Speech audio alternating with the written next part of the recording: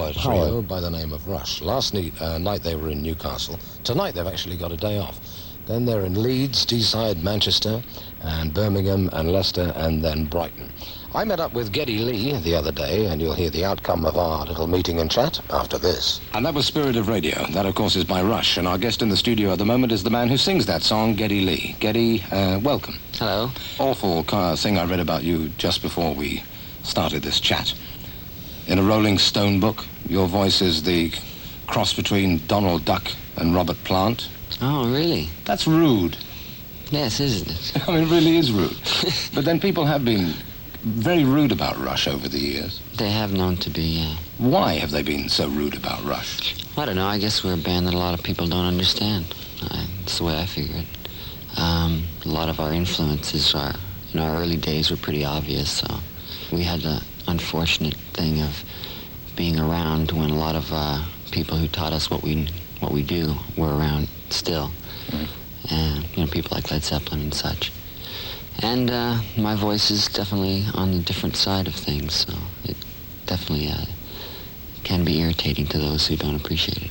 But even though you have been considerably knocked, to use that word, you never really have deviated from what you started really. Way back in, as far as recording is concerned, in 1974, have you? No, well, we know what we wanted to achieve, and there was enough audience that understood where we were at, so that if the critics didn't, it didn't seem to really matter to us. There is, though, I think, as far as the latest album is concerned, and as far as Spirit of Radio is concerned, a tightening up of your music. Yeah, well, we're maturing as songwriters for sure, and the whole point of Permanent Waves was to try to use and assimilate everything that we'd learned on previous albums and to write a more concise album. Yeah, that's very true. When you say concise, could I possibly remove the word concise and put commercial in there? No, that wasn't our intention. We wanted to write a better album. We wanted to try our hand at writing songs and trying to use the knowledge that we'd learned by using other instruments and sort of assembling melody better than we have in the past. And that was the main intent of the album. Because a considerable amount of your material is of an anthem nature, and very, very complex. Yeah, it is, but it's sort of internally complex more than blatantly complex, and that's how we would prefer it to be. I mean, a song has to have a cohesive sort of feel to it, and it has to be a song first, and I don't think the complexity should take away from the basic structure of the tune, the basic melody of the tune anyway. This is what we've been trying for album after album, and I think Permanent Waves was our most successful at trying to do that. Well, here's, if you like, an example of what I think is the complexity that was very much Rush of some time ago. This is Cygnus. Cygnus, and that's from the album Hemispheres, and I'm talking to Geddy Lee from Rush. Can I just clear something up with you? I've always wondered this myself. You're Rush, and then there's Frank Marino and Mahogany Rush. Yes. Why?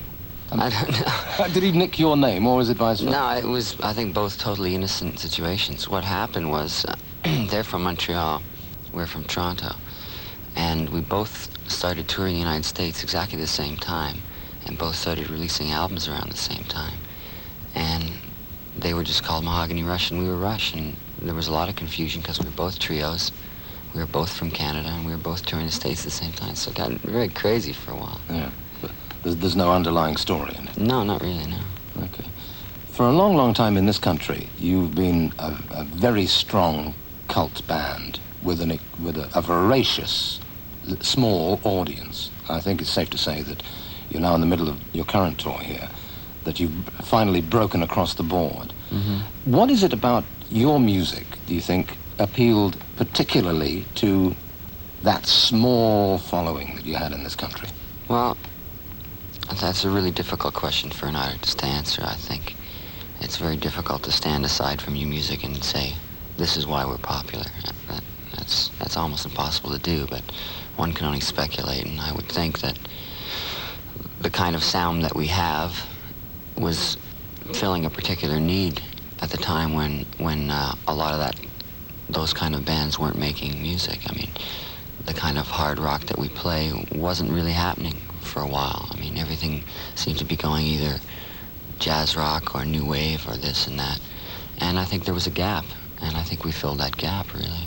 You actually have, I believe, been playing since 1969. Yeah, about there. That's when we really formed. But professionally speaking, 1974 was really our first year, and seeing as Neil didn't join the band till, I guess it was 74.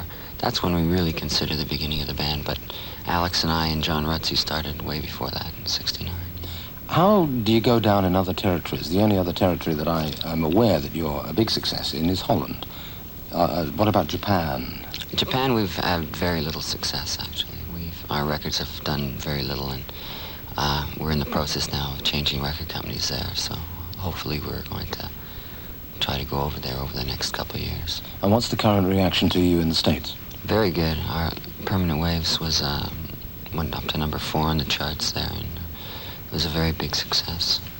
And the tour was almost a total sellout. You've received a lot of critical acclaim this time around from the same people, I think, that were knocking you last time. Yeah, that's really true.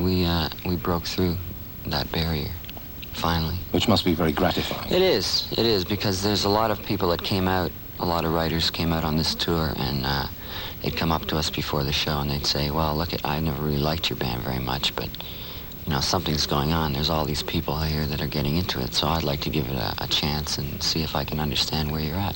And a lot of them did come around. I mean, some of them haven't, but that's fair enough. One thing that seems to come out in their critical appreciation of you is the fact that you have an enormous amount of amplification, but you use it very, very cleverly.